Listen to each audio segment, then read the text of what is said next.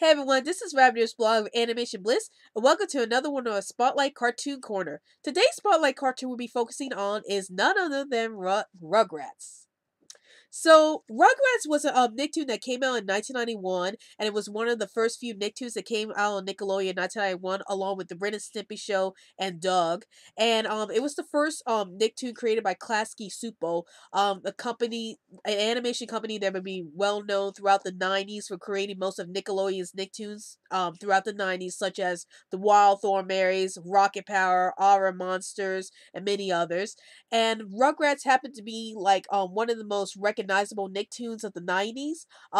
It was the longest running Nicktoon that came on Nickelodeon at the time until SpongeBob SquarePants came around, and SpongeBob SquarePants ended up beating Rugrats as longest running Nicktoon. But at the time, Rugrats was one of the longest running Nicktoons to air on Nickelodeon. And basically what this show was all about was there were four babies: Tommy, Chucky, Phil, Lil, and they go on these wild ventures.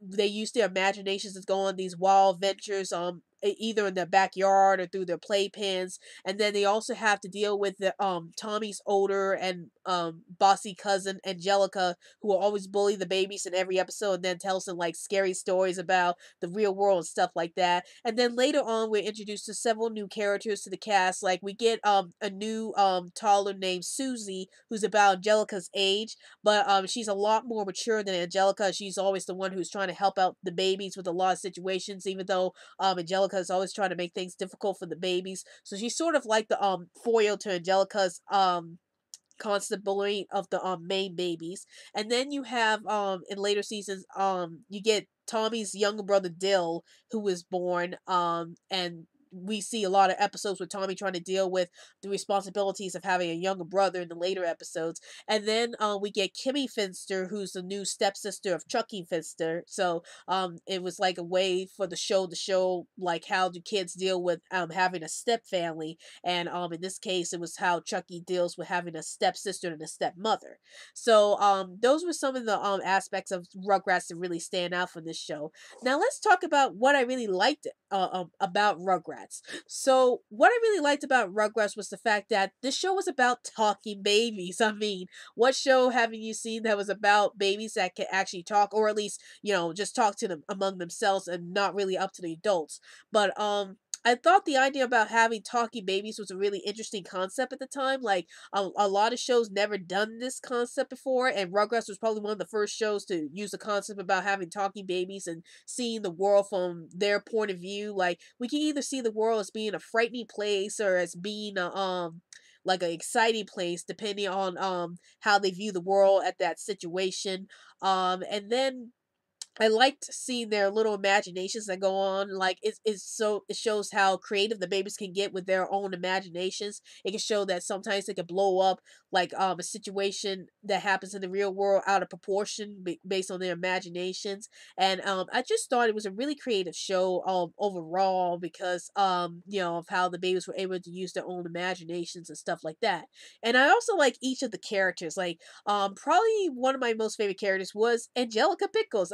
I know she's a bully and stuff like that, but she was probably one of the most interesting characters I saw in Rugrats because she's always telling these horrible stories to the babies about, if you do this and that, the monster's gonna eat you and stuff like that. So it was very interesting to see Angelica in the show. I also do like Tommy Pickles for being like the bravest baby of the crew. Like he's always the one who's like instigating all these adventures for the babies, while Chucky, his best friend, is like the one who's always scared of everything. And but he still stays close to Tommy because he's his best friend, and he's loyal to him to some degree. And I also like the twins Phil and Lil because I'm a twin myself. So I find I really relate a lot to Phil and Lil because of the fact that they're twins and I'm also a twin. But I also like the fact that they're able to do a lot of stuff together. They're able to talk, to do like talk the same way at several points. Like there's moments where they're like talking at the same time when they say a monster at the same time.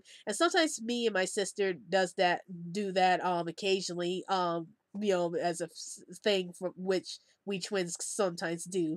But yeah, I thought all the characters with Rugrats were very well done. I thought they were all pretty interesting. The art designs can be a little iffy for some people. Like some people might like the odd styles of the characters. I really like the odd styles of the characters. Like I always like the classic Super cartoons because they always have the strange designs for the characters, and Rugrats has some strange designs for all these baby characters, but I didn't mind them. I actually thought they were pretty creative at the time because no other cartoon series were able to have like a art style like the Rugrats at the time. So I thought the art style was pretty interesting.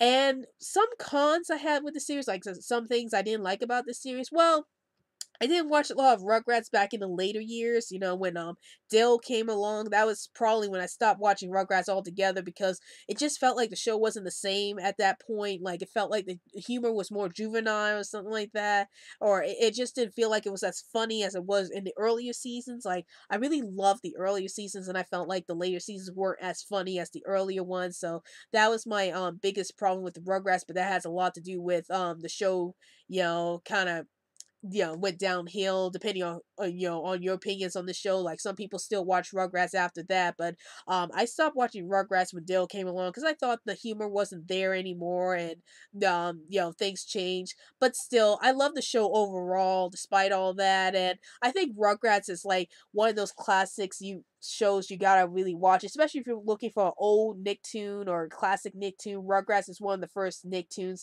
that's a huge classic with a lot of fans. So I would definitely recommend watching Rugrats, especially if you're a huge Nicktoons fan, and if you're a huge Classic Super fans. This is definitely one of those TV shows you gotta watch. Well, that's it from my Spotlight Cartoon Corner, and be sure to follow us on Twitter so we can keep you updated any new videos we post up, and also like our Facebook page. Well, I hope you enjoyed this video. This is Rabbit's blog of Animation Bliss, and I'll see you later.